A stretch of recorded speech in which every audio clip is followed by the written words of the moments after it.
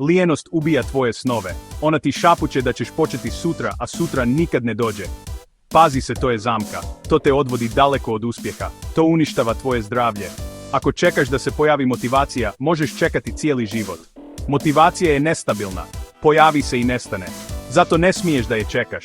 Ne gubi svoje dragocjeno vrijeme. Život je prilika koju imamo samo jednom. Jedini pravi lijek za lijenost je akcija. Ne veliki planovi. Ne savršen trenutak. Samo mali korak. Danas. Sada. Pokreni se. Odluči. Napravi korak. Napravi promjenu. Makar i onu najmanju. Ako ništa, bar premjesti sofu na drugu stranu. Ukućani će znati cijeniti tvoj trud jer vide promjenu. Jedini lijek za lijenost je akcija. Ustani i uradi jednu sitnicu. Napravi krevet, pročitaj jednu stranicu, uradi jedan sklek, jer svaki mali korak ruši zid lijenosti. Počni malim korakom, baš danas. Što više čekaš, veći je teret. Što prije kreneš, sve je lakše. Navike grade tvoj život.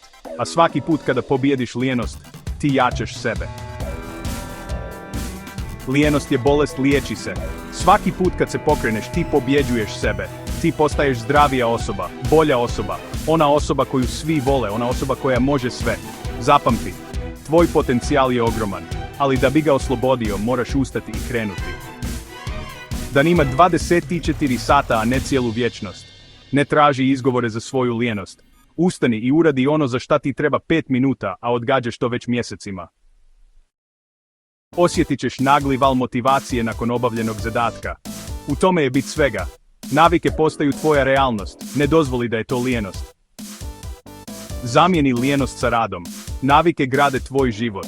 Biraj pažljivo. Kad ti se čini kako imaš mnogo vremena, znaj da si u fazi lijenosti. Zato se prilagodi da imaš više, ali lakših obaveza. Tako ćeš sve postići. Vrijedni ljudi konstantno nešto rade. Pobjedi lijenost. Oslobodi svoj potencijal. Budi ona osoba koja posljednja ide u kreveta, budi se prva i opet je najveselija osoba u društvu.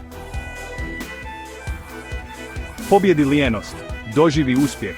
Zaprati za još edukativnog sadržaja. Ovo je zbog tebe jer u školi ovo nisi mogao da naučiš. Iskoristi sad. Zaprati nas.